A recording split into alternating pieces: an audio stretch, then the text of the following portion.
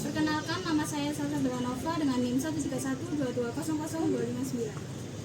Perkenalkan, nama saya Nikita Rafasahara dengan NIM 13122000275. Perkenalkan, nama saya Jidni Fauzan, NIM 13122000276. Perkenalkan, nama saya Rema Sefri Faturazi, NIM 13122000288. Perkenalkan, nama saya Farah Salsabila Zura Putri, NIM 13121200316. Perkenalkan, nama saya Yanti Permatasari, NIM 13122000330. Yang pertama, saya akan menjelaskan tentang definisi apa itu hak asasi manusia dan kewajiban dasar manusia sebagaimana diatur di dalam Undang-Undang Nomor 39 Tahun 99 tentang hak asasi manusia. Hak asasi manusia itu tersendiri adalah hak yang dimiliki seseorang hanya karena ia adalah manusia.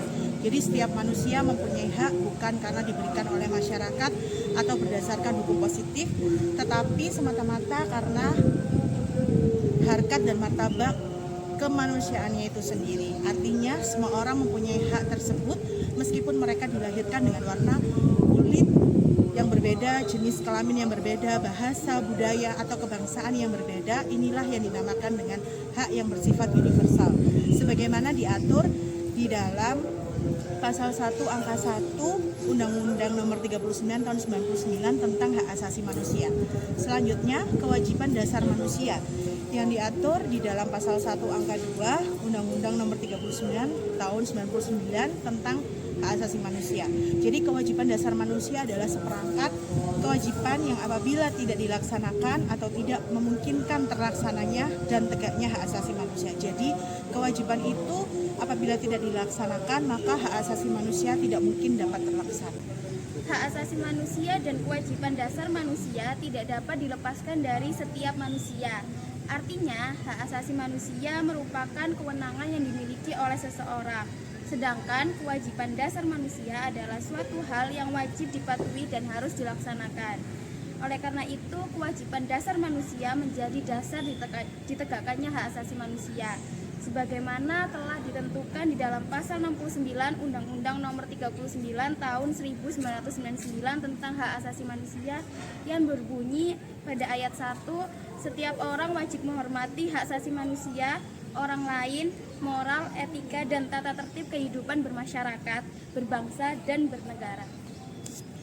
Selanjutnya, menurut ketentuan Pasal 69 UU Nomor 39 Tahun 1999 tentang HAM, ayat 2 yang berbunyi, setiap hak asasi manusia, seseorang menimbulkan kewajiban dasar manusia dan tanggung jawab untuk menghormati hak asasi orang lain. Secara timbal balik, serta menjadi tugas pemerintah untuk menghormati, melindungi, menegakkan, dan memajukan. Oleh karena itu, negara Republik Indonesia termasuk pemerintah berkewajiban baik secara hukum maupun secara politik, ekonomi, sosial, dan moral untuk melindungi dan memajukan serta mengambil langkah-langkah konkret demi tegaknya hak asasi manusia dan kewajiban dasar manusia.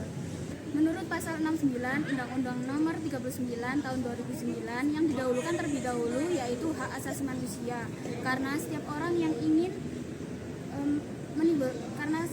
yang menimbulkan kewajiban dasar manusia, maka setiap orang juga harus bisa menghargai hak asasi manusia. Seperti contohnya, setiap orang berhak untuk mendapatkan lingkungan hidup yang baik dan sehat. Nah, karena hal tersebut, ketika seseorang ingin mendapatkan hak untuk mendapatkan lingkungan yang hidup dan sehat, maka ia perlu menjaga kebersihan lingkungan sekitar dengan cara menjaga lingkungan sekitar, yaitu untuk membuang sampah di tempat yang disediakan, lalu tidak membakar sampah untuk mencegah adanya polusi udara, dan bisa melakukan pemupukan atau penimbunan sampah kering untuk digunakan menjadi kompos. Karena hal ini, ketika ia menginginkan haknya untuk mendapatkan lingkungan hidup, maka ia akan melaksanakan kewajibannya, sehingga kewajiban akan timbul apabila seseorang bisa mendapatkan haknya tanpa perlu. Lalu ada contoh seseorang bisa mendapatkan haknya tanpa perlu melakukan kewajibannya, seperti hak mendapatkan pengakuan yang sama di mata hukum, karena setiap orang berhak untuk mendapatkan pengakuan yang setara di mata hukum tanpa perlu melaksanakan kewajiban dasar manusia. Nah, berdasarkan definisi antara hak asasi manusia dan kewajiban dasar manusia, ada contoh pertama yaitu di mana seseorang bisa mendahulukan kewajibannya dan kemudian baru mendapatkan haknya. Nah, contohnya adalah di dalam pekerjaan.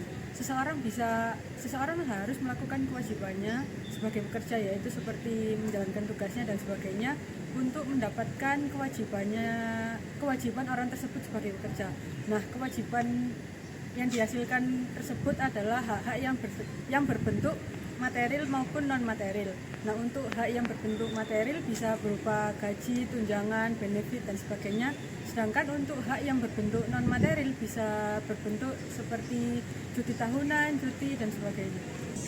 Nah, dari beberapa paparan yang telah dijelaskan mengenai definisi, contoh dan sebagainya, maka dapat disimpulkan bahwa mana yang harus didahulukan antara kewajiban dan hak itu tergantung dari keadaan orang tersebut. Seperti contoh yang disebutkan. Pertama, kerja.